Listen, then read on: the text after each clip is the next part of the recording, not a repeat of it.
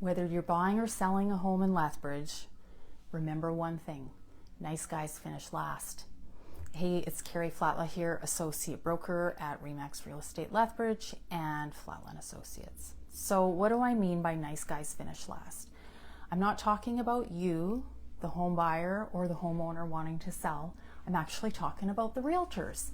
And I want to explain to you a little bit of insight on how real estate agents think and what you really need to look for when you're hiring a realtor to help you, especially in this really crazy demanding market in Lethbridge right now. So there's a big difference between being nice and being respected.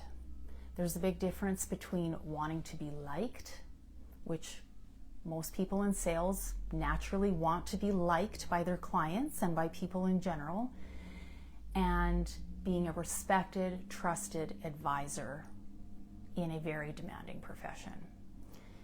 Most of my clients like me, and that's great. I like to be liked. But what I want more is their respect. And that means that sometimes we have to have tough conversations, and sometimes I have to risk potentially saying something that someone doesn't want to hear, but they need to hear as they're engaging in this very, very stressful process of buying or selling a home, which most people only do a handful of times in their life. A couple of examples would be where respect is really important, where the tough conversations are really important, is when we're talking about financing, whether you're the buyer or the seller, and talking about a home inspection. Most deals in real estate have a buyer condition for financing and a buyer condition for home inspection. Most deals in real estate are cursed, corrupted, or crash over home inspections and or financing. More often than not, financing, believe it or not. So where does being nice fit in, and where does being respected fit in? It does not help my home buyer to be nice and be afraid of talking about money before we go shopping for homes. It doesn't help you, the home buyer, if we don't have a discussion about the importance of an underwritten pre-approval on a mortgage before we go shopping for a home. People don't want to talk about money, but it's not the same as politics and religion. We have to talk about money, even if it doesn't feel nice to do that.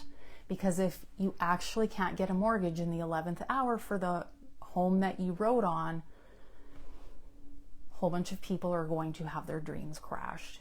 So it's better if we have a respectful conversation around money ahead of time. If I'm the listing agent, we need to have a conversation with the buyer's agent about how prepared they are to get a mortgage. Have they gotten a pre-approval? Which lender or mortgage broker are they working with? Is it an underwritten pre-approval? Do these people have the ability to buy the home? Better to find that out, even if it's a tough conversation, before we write the deal. Home inspections, my oh my, the drama around home inspections. So the way the home inspection condition is written in the standard form purchase contract is basically subject to buyer's approval of the inspection. That's a jump clause. The buyer can walk for just about any type of deficiency. And I've seen it happen. Instead of dragging people through that drama, why don't we have a respectful conversation with the buyer, you, before we write an offer on a home about why we get a home inspection? What is our intent and understanding going into that home inspection process? And what do we want to do if we find certain types of deficiencies? The home inspector will send you a home inspection report with a laundry list of deficiencies in red letters.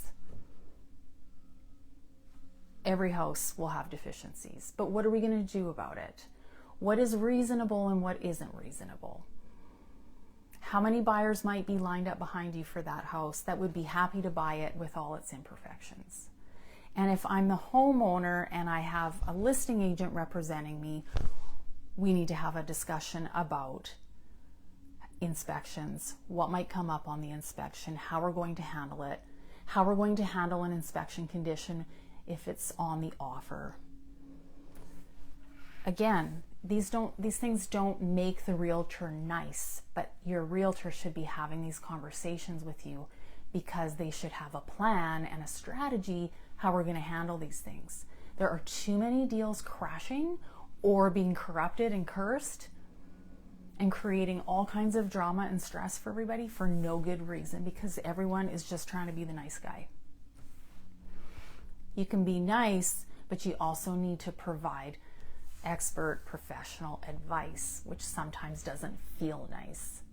So it's more important to be respected by my clients than to always be the nice guy, and they love me for it later. So nice guys finish last in real estate, y'all, but you can hire a professional who treats you with respect and get the job done. If you have any questions at all about financing, home inspections, the process to buy or sell, give me a call or shoot me a text, 403-382-7335, or look me up at carrieflatlow.com. Remember to like and subscribe to my channels on Facebook and YouTube, and we'll see you for the next one. Have a great weekend.